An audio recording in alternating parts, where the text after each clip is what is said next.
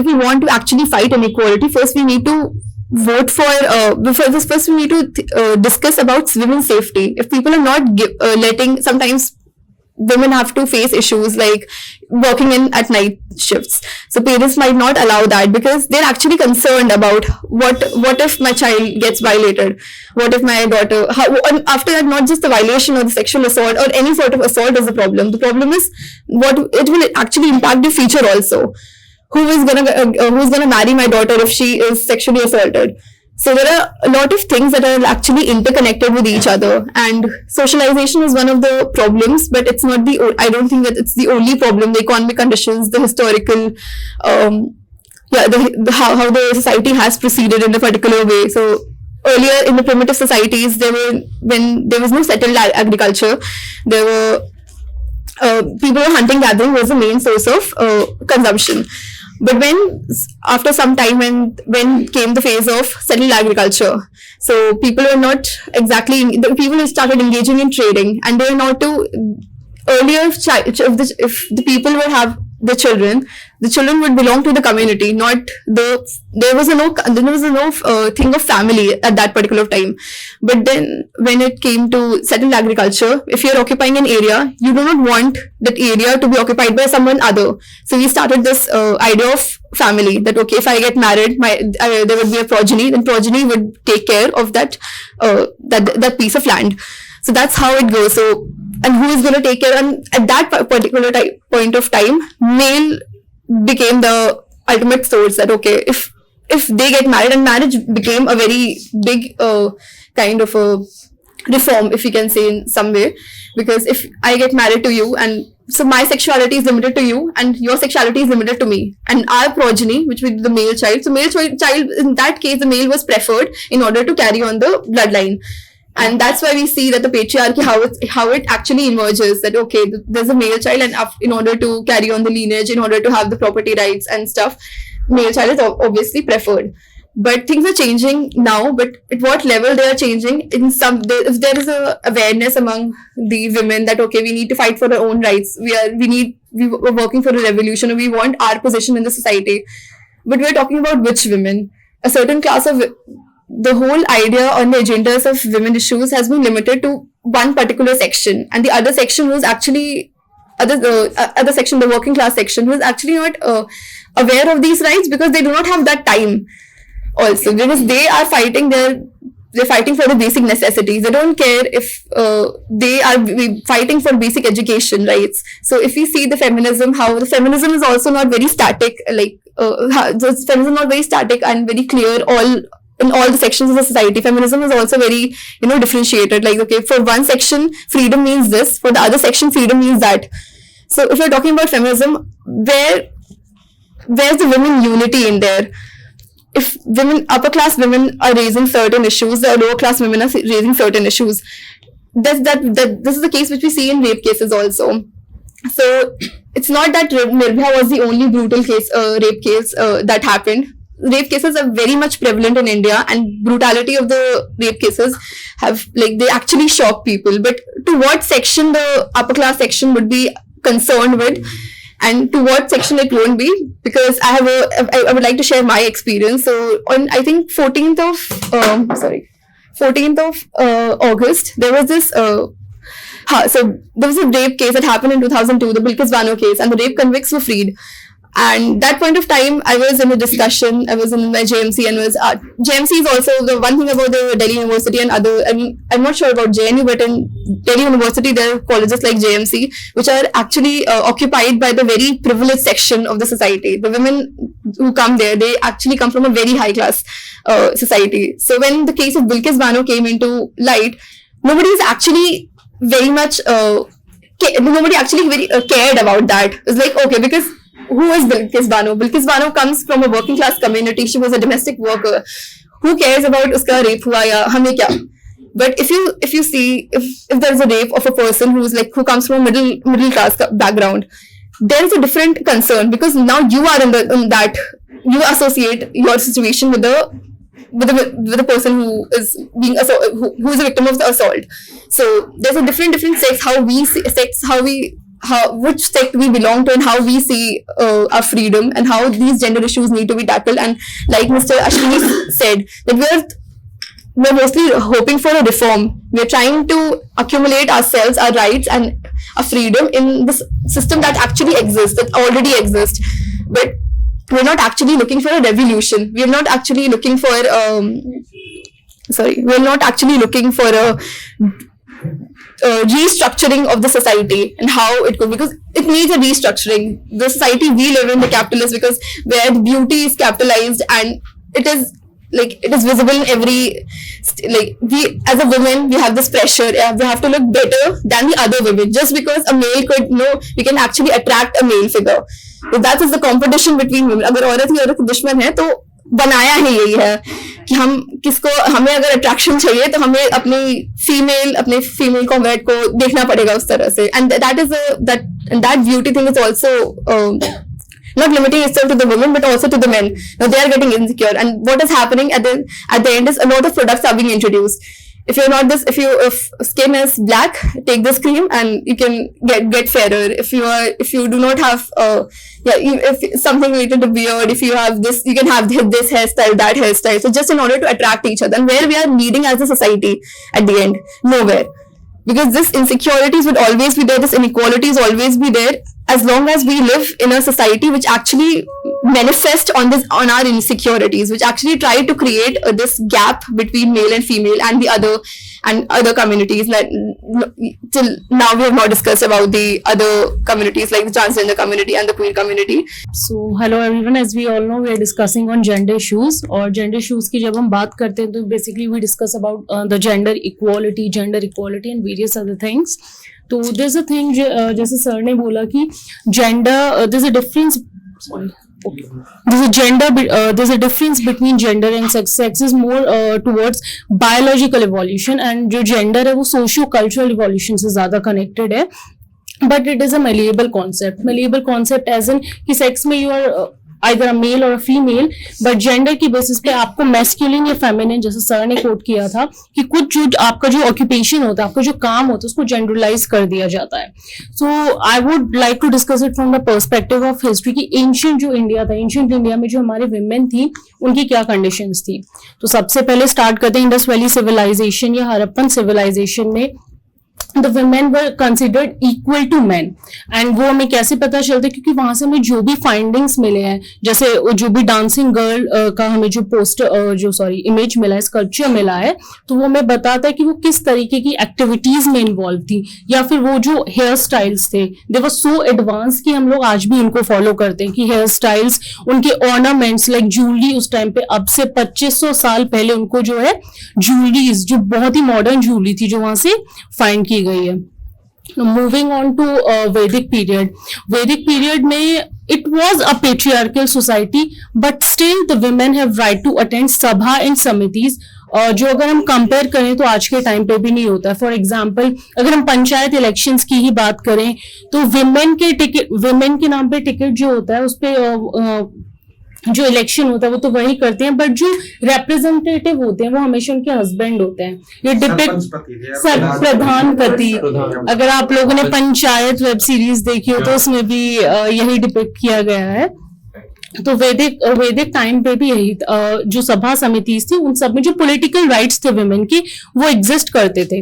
But moving on to the later Vedic times, जो ये सभा समितिज में जो उनको अटेंड करने का राइट दिया गया था वो सब खत्म हो गया था. लेटर वैदिक टाइम से जो सिचुएशन था वो डिक्लाइन होना स्टार्ट हुआ. एंड चाइल्ड मैरिजेस जो ऋग वैदिक तक क्या थी, एग्जिस्ट नहीं करती थी, अब वो जो थी प्रैक्टिस में आई. सती जो है वो सब स्टार्ट होने लगा था.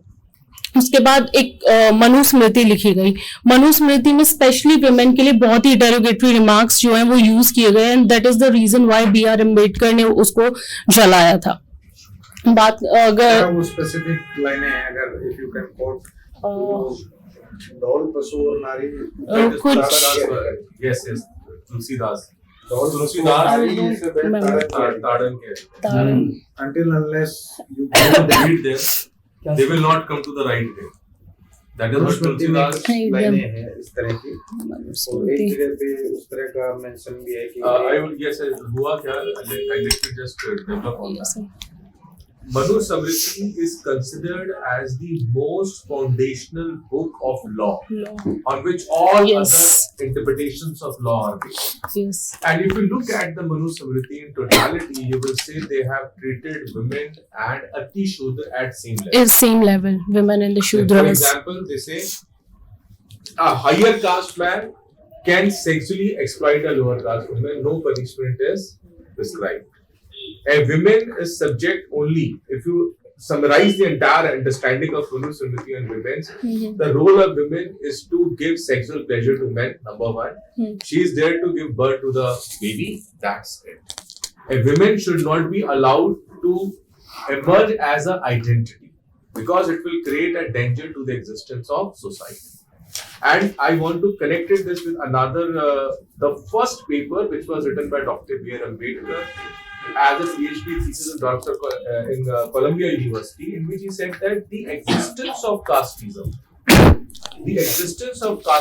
in India is based on the very important concept called endogamous marriage. And the genesis of this endogamous marriage you find in the Manu Samriti. That you have to marry in the same caste, in the same community. That is the point. Therefore, in a nutshell, we can say that Manu Samriti does not make a distinction between a Shudra, Ati Shudra and women. According to them, all are at the same level. Therefore, I would like to concur with the point of view of Arvind that Tulsidas, this is the words of Tulsidas which he mentioned in his Ramcharitmanas, that this Pashu, Shudra and women are meant to beat. Once you beat them, physically torture them, only they can come to the right path. There was a Manu Smriti. So after that, moving on to the Buddhism and Jainism religion. Buddhism and Jainism जब वो evolve, all दो Buddhism ने women को जो है बहुत अच्छा एक स्टेटस दिया, बट स्टिल जो संघ जहाँ पे सारे जो मॉन्क्स थे वो रहते थे, उस पर भी there was a quote, Buddha ने बोला था कि अगर इसमें विमेन को एडमिट नहीं किया जाता तो ये 1000 ईयर्स तक ज्यादा एग्जिस्ट कर सकता था. तो डिफरेंशिएशन बेसिकली अगर कोई नया रिलीजन भी हुआ उसमें भी जो था वो रहा है. उसके बाद मेडिवल टाइम्स में the only women ruler Razia Sultan, she was not incapable. ठीक है, ये इनकेपेबल थी इसलिए नहीं, उनका रूल जो था वो बहुत शॉर्ट टर्म के लिए रहा. The reason was just she was a women, तो इसलिए उनके अगेंस्ट बहुत सारी कॉन्स्पिरेसीज हुई थी जिसकी वजह से शी वॉज किल्ड, और जो उनका जो बहुत ही छोटा था, छोटे टर्म पीरियड के लिए उनका रूल रहा है. And then modern Indian history की बात करते हैं तो मॉडर्न इंडियन हिस्ट्री में देखो वेरियस जो थे हमारे फ्रीडम मूवमेंट्स थे, स्वदेशी मूवमेंट, बीट नॉन कोऑपरेशन, सिविल डिसोबीडियंस, सब में वुमेन का पार्टिसिपेशन रहा. But it was from the civil disobedience movement that women started coming out in large numbers. वहां से उन्होंने बहुत सारे नंबर्स में जो है पार्टिसिपेट करना स्टार्ट किया. And then moving on to Quit India movement, there were women who literally shot dead the governor. तो ऐसे ऐसे वुमेन का जो था वो रोल रहा है. बट 1857 के रिवोल्ट के लिए there were 2 women who participated, Rani Lakshmibai and then Begum Hazrat Mahal. But रानी लक्ष्मीबाई को हम मोर उसको याद रखते हैं. And this a quote like खूब लड़ी मर्दानी, वो तो झांसी वाली रानी थी. उनकी ब्रेवरी को भी हम वो करने के लिए, कोट करने के लिए वी यूज द टर्म मर्दानी. मतलब उनकी ब्रेवरी को भी हमने वो किया है कि जेंडर के उसमें डिफाइन कर दिया है, वरना उसकी जरूरत नहीं थी. अगर हम उसको नॉर्मली याद रखते तो it was quite well. Then recent times में इंदिरा गांधी, तो इंदिरा गांधी के एक incident when she went to Chikmagalur, so there was a quote this कि चिकमगलूर एक शेरनी 100 लंगूर. तो उनका मतलब ये पावर था. उसके बाद कोई भी वुमेन जो हमारी चीफ मिनिस्टर्स रही हैं, तो उनकी ऐसा नहीं है कि एक ही सत्ता, बीट जयललिता, मायावती या फिर इंदिरा गांधी हो कि एक ही बार उनकी सत्ता रही है. तो जब भी उनको अपॉर्चुनिटीज मिली हैं तो उन्होंने बहुत अच्छे से जो अपनी लीडरशिप रोल को निभाया है. जो अगर कोई अंदर काम वुमेन अगर घर में है तो दिक्कतें हैं ही, पर ऐसा नहीं कि अगर वो घर से बाहर आ गई तो वो दिक्कतें खत्म हो गई हैं. वो दिक्कतें, वो चैलेंजेस दूसरे तरीके की हैं. और सिर्फ अगर वो जॉब मिल जाने के बाद भी वो डिफरेंट, फिर वो पेमेंट्स में भी डिफरेंट डिफरेंट रैंकिंग है कि इसी सेम काम करने के लिए जो अलग अलग पेमेंट्स हैं। और ये है इसीलिए हम लोगों ने जब वुमेन क्रिकेटर्स हमारी उनको इक्वल पे दिया गया है अभी बीसीसीआई की तरफ से, तो बहुत हल्ला कटा और सारे लोगों ने सेलिब्रेट किया। बट वो कितने टाइम के बाद ये हुआ, उससे पहले हम लोग खुद बोल रहे हैं कि वुमेन स्पोर्ट्स पर्सन या आगे नहीं आ रहे हैं या मेल का ही देखो वो ज्यादा फिट है। बट अगर हमारे पार्ट पे एज ए सोसाइटी या मतलब कल्चर की भी क्या कितना वो इक्वल पेमेंट उनको दिया जा रहा है, तो उसको भी जिस तरीके से सेलिब्रेट किया। और क्रिकेट के अलावा मतलब जो दो, वैसे तो रिलीजन और सारी चीजें बहुत डिफरेंट डिफरेंट है इंडिया में, पर जो दो चीजें सबसे ज्यादा सेलिब्रेट की जाती है वो है क्रिकेट और एक बॉलीवुड। और क्रिकेट में जिस तरह से था, जैसे अभी बॉलीवुड में एक चीज बहुत ज्यादा पिछले कुछ दिनों रही कि दीपिका पादुकोण ने ऑरेंज कलर की बिकिनी पहन ली। अब यूजुअली क्या होता है कि जब 70s में मैंने अमिताभ बच्चन की कोई पिक्चर देखी थी, मतलब मैंने 70s में नहीं देखी थी, वो बनी 70s में थी, और वो जो वो पिक्चर देखा था तो उसमें कई सारी एक्ट्रेसेस थी जिन्होंने उसमें बिकिनी पहनी थी। तो सोसाइटी इंडिया में जहां पे मॉरल पुलिसिंग होती है कपड़ों की, आज के टाइम पे भी शायद इस ऑफिस में भी हम में से बहुत से ऐसे लोग होंगे जो जज करेंगे लड़कियों को भी कि उन्होंने क्या कपड़े पहने हैं। तो उसमें भी बॉलीवुड वो एक ऐसा स्फीयर था जहां पे 70s में पहना जाता था, लेकिन अभी भी दीपिका के उस पे इतना सारा बवाल जो हो रहा है ऑरेंज कलर की पहनने पे, आई थिंक वो इसलिए नहीं है, उसका रिलीजन से बहुत ज्यादा लेना देना नहीं है, भगवा करण से बहुत ज्यादा लेना देना नहीं है। अगर ये होता तो 2 साल पहले वरुण धवन ने भी ऑरेंज कलर के शॉर्ट्स पहने से थे पूल से निकलते हुए, तो उस पर भी बवाल होता। ज्यादा ये है कि वुमेन वीक है, बिकनी और ज्यादा वीक चीजों को शो करती है शायद, मतलब मुझे मेरे पर्सपेक्टिव से, और तो वो वीकनेस से एक कलर को या हमारे कलर को क्यों रिप्रेजेंट किया गया, तो उसको वीक माना गया है सोसाइटी में। या और ये जो विलेंस है ये सिर्फ एक ही कैटेगरी तक सीमित नहीं है, चाहे वो घर के अंदर हो या घर के बाहर हो, डिफरेंट पेरेंट्स हो, या सिर्फ ऐसा भी नहीं है कि सिर्फ मेल या कोई एक सोसाइटी एज अ स्ट्रक्चर ही। जैसे किसी ने भी बोला, सर ने भी बोला था कि वुमेन की दुश्मन वुमेन एक ऐसा कॉन्सेप्ट भी है, वो मतलब सर ने कहा था कि ऐसा नहीं है, पर मुझे लगता है कि शायद थोड़ा सा ऐसा कहीं ना कहीं है। हाँ, उसका रीजन ये हो सकता है कि जो माइंडसेट है जैसे अंग्रेजों के टाइम पे था कि जब इंडियंस वो बनते थे, पुलिस ऑफिसर्स बनते थे, तो उनका जो माइंडसेट हो जाता था वो थोड़ा अंग्रेज हो जाता था। उसी तरीके से वुमेन जब बहुत सारी चीजों को पार करके एक सत्ता के शिखर पर पहुंचती है तो उसको फिर सत्ता का सुख चाहिए होता है। अब चाहे वो फैमिली में जब बहू का पूरा प्रताड़ना झेलने के बाद सास बनती है, या फिर जब वो वुमेन मतलब किसी ऑफिस में आके किसी चीज की हेड बन जाती है, तब उसको लगता है कि थोड़ी सी पावर मेरे हाथ में आई है तो क्या मैं उसका इस्तेमाल करूं।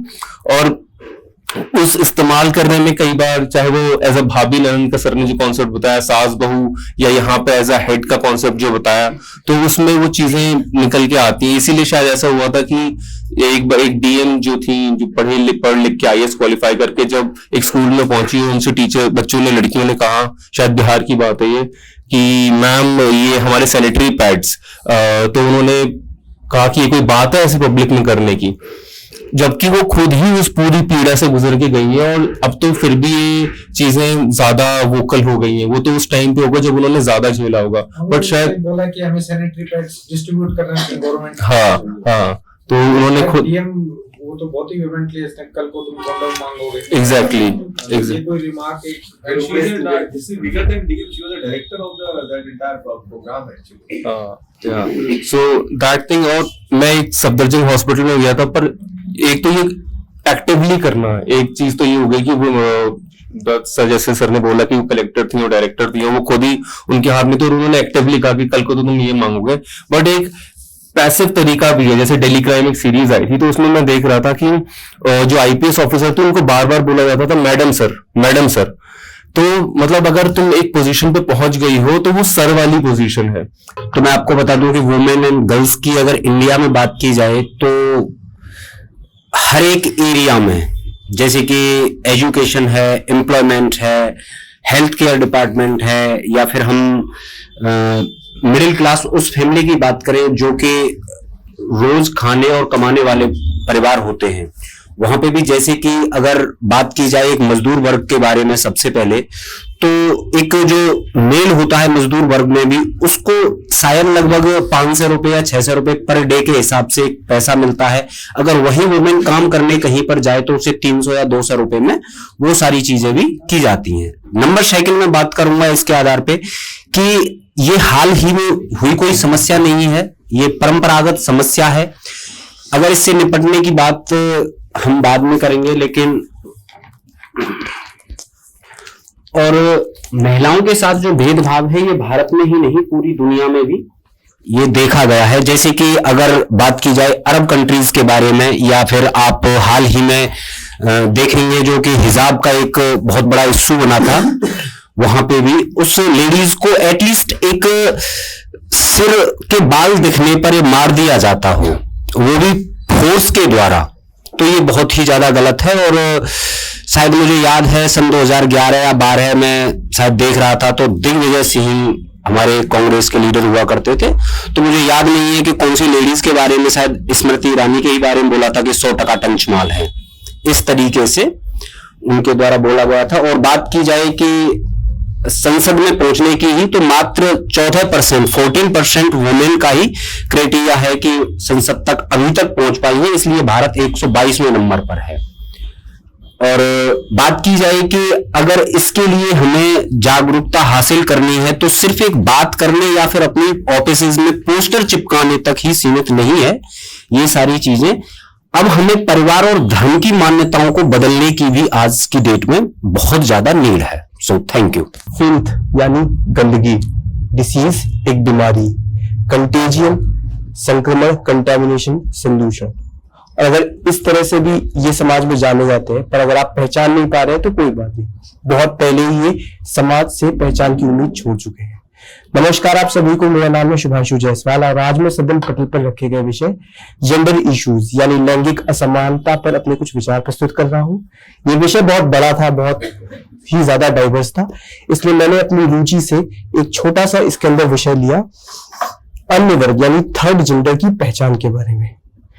कहते हैं कि सागर, जिस तरह सागर होता है कि खुद में इतना पानी होता है पर वो हमेशा प्यासा रह जाता है, शायद इसी तरह से है ये वर्ग समाज का कि खुद तो एक दूसरों की खुशियों में खुशी मनाने जाते हैं, पर इनके पास खुद समाज से इनको वो प्रेम, वो सद्भाव, वो एक्सेप्टेंस नहीं मिलती है। पर फिर से सोचने की बात है कि जिस वसुदेव कुटुंबकम की परिभाषा की सभ्यता, जिस सभ्यता का हम इतना बखान करते हैं कि जो पशुओं को भी इतना प्रेम दे देती है, वो समाज, वो सभ्यता कैसे समाज के एक वर्ग को इस हद तक एक्सक्लूड करती है। तो इस पर मैंने कुछ सोचा, मैंने विचार किया और मैंने जानने की कोशिश करी। तो मेरे को जानकर ये हैरानी हुई कि अगर हम अपने एंशिएंट टाइम से देखें, तो जैसे कि हिस्टोरिकल या कल्चरल एस्पेक्ट से हम देखें, तो जो जैसे तमिलनाडु साउथ में अरावलीज के नाम से जाना जाता है ट्रांसजेंडर्स को, और एक वहां पे एक स्टोरी भी है, फोकटेल है वहां की, कि महाभारत में एक ऐसा मूवमेंट आया था जब अर्जुन के पुत्र का ये प्रेडिक्शन हो गया था कि कल इनका युद्ध में वध हो जाएगा, पर समस्या ये थी कि अब लीनिएज कैसे आगे कैरी ऑन होगी। तो उस मूवमेंट पे, क्योंकि कोई लड़की कल के दिन विधवा होना नहीं चाहेगी, तो उस सिचुएशन में कृष्ण खुद एक अवतार धारण करते हैं, वो लीनिएज कैरी ऑन कराते हैं, एंड वो अवतार था अरावन का। तो वहां से कहते हैं कि ये सोर्स है ट्रांसजेंडर का। आज भी तमिलनाडु में काफी अच्छे से 16 दिनों का एक त्योहार मनाया जाता है जहां पर सारे इकट्ठे होते हैं और वो सेलिब्रेट करते हैं। रामायण में भी कहने को मिलता है, जैसे कि अभी हमने स्टार्ट करते वक्त जेंडर इश्यूज की बात करते वक्त interaction of access to resources between men and women, ऐसे ही किस्सा वहां पर भी मेंशन है कि जब राम जी अपने वनवास जा रहे थे, उन्होंने कहा कि ठीक है भाई और बहनों, आप यहां से जाइए, मैं 14 साल बाद आपको आकर नहीं मिलूंगा। राम जी आते हैं 14 साल बाद, कोई नहीं होता है, सिर्फ ट्रांसजेंडर्स वहां पर वेट कर रहे होते हैं। उन्होंने पूछा राम जी ने कि ऐसा क्यों, तो वो कहते हैं कि आपने तो कहा था मेन एंड वुमेन, हम तो यहीं रह गए। तो कहते हैं कि वहीं से उन्हें आशीर्वाद मिला कि उनके जो आशीर्वाद होगा या उनके कर्ज होंगे ट्रांसजेंडर्स के, वो सच है, बहुत इफेक्टिव होंगे, इंपैक्टफुल होंगे। और ये इस तरह से सोसाइटी हमारी कुछ थी। बट ऐसा क्या हुआ कि आज अगर एक ट्रांसजेंडर आ जाए तो लैंडलॉर्ड्स उनको घर में देना चाहते हैं, एक सो कॉल्ड अच्छी सोसाइटी में हम उनको वो स्पेस नहीं मिल पा रहा है। ये जो एक डिस्क्रिमिनेशन है, ये जो डिस्ग्रेस है, इस तरह के जो शब्द इनसे एसोसिएट हो गए, तो ये कैसे हो गए, ये मेरा एक शॉकिंग वो था। क्योंकि मुगल्स के टाइम में भी हमने देखा, जैसे विमेन की अगर हम पर्टिकुलरली बात करें तो मुगल एरा में बहुत ज्यादा मुगल्स का रोल था उन्हें डिग्रेड करने में, ठीक है। But on the contrary transgenders के केस में उतना एक्सप्लॉयटेशन तब नहीं होता है, क्योंकि मुगल्स उनको रेदर यूज करते हैं, अकबर अपने कोर्ट में सिक्योरिटी के लिए यूज करते हैं। बट यहाँ पे एक बहुत बड़ा रोल आ जाता है ब्रिटिशर्स का। ये लाते हैं जैसे कि 1871 में एक एक्ट, क्रिमिनल्स ट्राइब एक्ट, जिसके द्वारा ये ट्रांसजेंडर्स को क्रिमिनल ट्राइब घोषित कर देते हैं। तो उस समय पे अगर कोई भी, जैसा कि इनके पास हमेशा से काम नहीं था, ये नाचना और उस प्रकार से ये अर्न करते थे, उस प्रैक्टिस को ही इन्होंने बैन कर दिया और इनको एक्सप्लिसिटली कहा गया थ्रेट टू पब्लिक मोरालिटी। अब कहते हैं कि कुछ जख्म ऐसे होते हैं कि जिनके घाव बहुत दूर तक जाते हैं, वो तो ये घाव देकर चले गए, पर आज तक कहीं ना कहीं हम पब्लिक मोरालिटी या एक एम्बैरेसिंग इन चीजों से इनको एसोसिएट करते हुए आए हैं। और कंक्लूड करते हुए मैं यही कहूंगा कि इसका इफेक्ट है शायद कि आज उनको बहुत सी प्रॉब्लम्स फेस करनी पड़ रही है। सबसे पहली तो शायद डिस्क्रिमिनेशन की, क्योंकि सारी और जो प्रॉब्लम्स है वो वहीं से निकल के आ रही है। डिस्क्रिमिनेट मतलब उनको एक अलग निगाहों से देखा जाना, ठीक है। ऑस्ट्रिसाइजेशन, एक एक्सक्लूजन, जैसा कि मैंने कहा कि इनके पास कई बार अगर कुछ वो बेचारे जो, क्योंकि ज्यादातर केसेस में तो यही होता है कि इन्हें अपने उनके माँ बाप भी एक्सेप्ट नहीं करते हैं। तो अगर माँ बाप एक्सेप्ट नहीं करेंगे तो पढ़ेंगे कैसे, पढ़ेंगे नहीं तो अच्छा प्रोफेशन में कैसे जाएंगे, प्रोफेशन में नहीं जाएंगे तो अच्छी सोसाइटी में भी कैसे रहेंगे। पर अगर मान लीजिए कि माँ बाप ने एक्सेप्ट कर लिया, पढ़ाई कर ली, उसके बाद भी ये सोसाइटी में बैठ गए, तो भाई इनको लैंडलॉर्ड्स रहने के लिए घर नहीं दे रहे, सोसाइटी वाले कंप्लेंट्स आ रहे हैं। तो इस तरह के कुछ हिस्से देखने को मिलते हैं। और अगर हम इसमें और डीप में जाकर देखते हैं कि इनकी पॉवर्टी बहुत है, ठीक है, एजुकेशन तो ऑब्वियसली इनको मिल नहीं पा रही है। हेल्थ की अगर हम इनकी बात करें तो जो इसमें एजुकेट हो जा रहे हैं, जो अपने आप को इन क्लचेस से निकाल पा रहे हैं, वो तो ठीक है, बट जो आज भी क्लचेस में है, they are highly vulnerable to STDs, they are obviously more exploited. Then उनके मेंटल हेल्थ के बारे में कोई बात नहीं होती है, क्योंकि सोसाइटी जो हमारी पहले की थी वो काफी इंक्लूसिव थी। हमारे फेस्टिवल्स या हो या कोई अच्छा शादी होती थी या एक नए बच्चे का जन्म होता था, तो हमेशा इनको इंक्लूड किया जाता था। पर अब जैसे अर्बनाइजेशन और वेस्टर्नाइजेशन की वजह से हम अपनी सोसाइटी में इनको एक थ्रेट की तरह देखते हैं कि अरे शादी के बाद ये आएंगे हमसे पैसे मांगेंगे। तो एक ऑस्ट्रेसाइजेशन है और जिसकी वजह से इनको मेंटल इश्यूज भी फेस करने पड़ रहे हैं। एम्प्लॉयमेंट की भी बात मैंने करी कि जैसे अगर हेल्थ एजुकेशन ही नहीं मिलेगी तो ये कैसे अच्छे एम्प्लॉयमेंट पर जाएंगे। बट इसमें भी एक और पर्सपेक्टिव है, जैसे कि अभी भी कुछ स्टेट्स में अभी एक केस आया था जिसमें एक मैम थी, उन्होंने MBBS करके उन्होंने डॉक्टर की उपाधि तो पाली, बट नीट PG क्लियर भी कर लिया, बट अगेन सुप्रीम कोर्ट के थर्ड जेंडर को आइडेंटिफाई करने के बाद भी उनको फीमेल की तरह काउंसलिंग में बैठना पड़ा। तो ये पहचान जो है बहुत बड़ा शब्द है। कभी हम सोच के देखें कि हमसे हमारी पहचान, हमें अपनी पहचान के लिए ही लड़ना पड़े। जैसे कि आपने कहा ना, रानी लक्ष्मीबाई जी को मर्दानी से ही क्यों रिलेट किया गया। तो इस तरह की बात पे मेरा आज क्या वो है। तो with this I would like to conclude. Thank you.